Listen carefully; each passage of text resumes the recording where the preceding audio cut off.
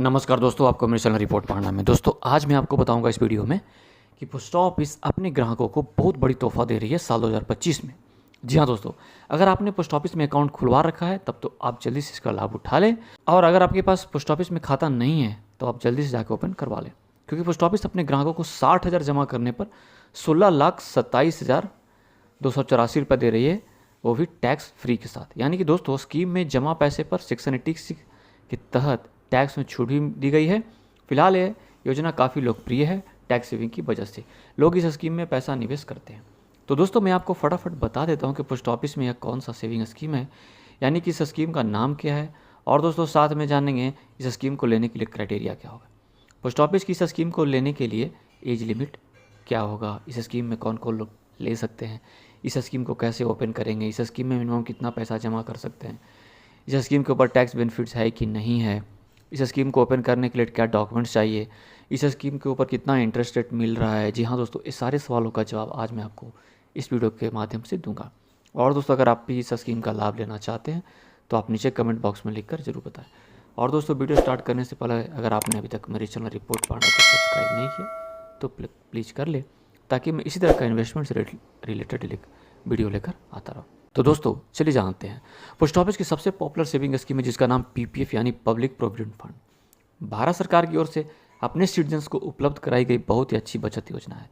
तो दोस्तों अब हम लोग जानेंगे PPF criteria, terms and condition post office में लेने के लिए। पीपीएफ अकाउंट इस देश का कोई भी नागरिक व्यक्ति खुलवा सकता है, चाहे आप सर्विसमैन, बिजनेसमैन या किसान, वो भी अपना अकाउंट खोल सकते हैं। एज लिमिट इसमें एज लिमिट का कोई बंधन नहीं है, आप अपने बच्चे 18 years old and above PPF account खुलवा सकते हैं।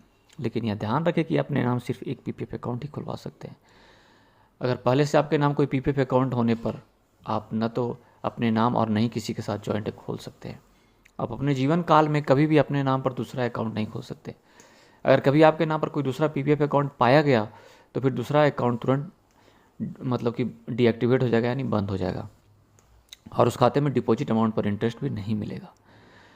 दोस्तों आप इस पीपीएफ अकाउंट में मिनिमम अमाउंट 500 रुपये से लेकर मैक्सिमम 1.5 लाख रुपये तक जमा निवेश कर सकते हैं इन ए सिंगल फाइनेंशियल ईयर। मतलब कि एक साल में हम मिनिमम 500 या मैक्सिमम 1.5 लाख रुपये तक जमा कर सकते हैं, यानी 1.5 लाख रुपये एज ए मैक्सिमम। और दोस्तों इस पीपीएफ अकाउंट में चाहे तो आप एक साल में एक बार में ही जमा कर सकते हैं पूरा पैसा, यानी 1.5 लाख मैक्सिमम, यानी कि फिर एक साल को आप नहीं तो फिर आपको 12 इंस्टॉलमेंट यानी पर मंथ आप जमा कर सकते हैं। इवन आप अपने महीने में 2 बार में भी पीपीएफ अकाउंट में डिपॉजिट कर सकते हैं, लेकिन साल भर में 12 वर्ष अधिक नहीं होनी चाहिए। Duration of PPF account, lock in period. तो दोस्तों पीपीएफ अकाउंट 15 ईयर्स के लिए होता है। अगर आपने एक बार पीपीएफ अकाउंट ओपन कर लिया तो आप बीच में पीपीएफ क्लोज नहीं कर सकते हैं, मतलब 15 साल के पहले आपको 15 साल तक चलाना ही चलाना है। अगर आपको कुछ पैसे की इमरजेंसी है तो तीसरे साल के बाद आप अपना पीपीएफ अकाउंट के ऊपर लोन ले सकते हैं। दोस्तों अब हम बात करेंगे latest post office PPF interest rate 2025। तो दोस्तों पहले मैं आपको बता देना चाहता हूं कि पीपीएफ का इंटरेस्ट रेट हर 3 महीने में रिवाइज किया जाता है, और अभी करंट पीपीएफ इंटरेस्ट रेट 2025 में 7.1% चल रहा है। तो दोस्तों अब हम जानेंगे post office PPF investment return के बारे में। तो दोस्तों मैं कैलकुलेटर से कैलकुलेट कर बता देता हूँ कि अगर आप कोई व्यक्ति 50,000 सालाना जमा करता है, यानी मंथली 4,166 रुपया 15 साल तक 15 ईयर्स तो 7.1% के हिसाब से उस व्यक्ति का जो मैच्योरिटी बनता है 15 साल के बाद 13,56,070 रुपया। वहीं दोस्तों अगर कोई व्यक्ति सालाना 60,000 रुपये जमा करता है, यानी मंथली 5,000, तो 7.1% के हिसाब से 15 साल के बाद उस व्यक्ति को मिलेगा 16,27,284 रुपये। वहीं दोस्तों अगर कोई व्यक्ति 1 लाख जमा करता है सालाना मंथली 8,333 रुपया, तो 7.1% के हिसाब से उस व्यक्ति को मिलेगा 15 साल के बाद 27,12,139 रुपया। वहीं दोस्तों अगर कोई व्यक्ति 1.5 लाख रुपये मैक्सिमम जमा करता है, यानी कि मंथली 12,500 रुपया, तो 7.1% के हिसाब से 15 साल के बाद उस व्यक्ति को मिलेगा 40,68,209 रुपया। तो दोस्तों अब मैं आपको बता देना चाहता हूँ कि पीपीएफ मैच्योरिटी अमाउंट के ऊपर टैक्स के बारे में। तो दोस्तों सेक्शन 80C के तहत आप हर साल जितनी रकम पीपीएफ डालते हैं उसमें आपको टैक्स में छूट आपको मिलेगी।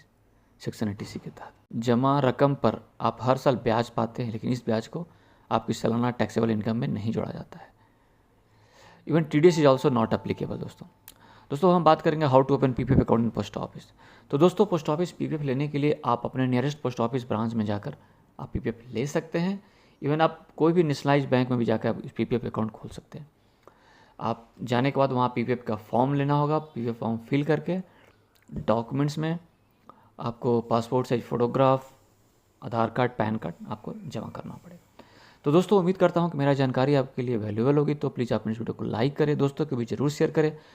कुछ डाउट है तो कमेंट कर पूछ सकते हैं दोस्तों। मेरे चैनल रिपोर्ट पार्टा को सब्सक्राइब जरूर करें। धन्यवाद।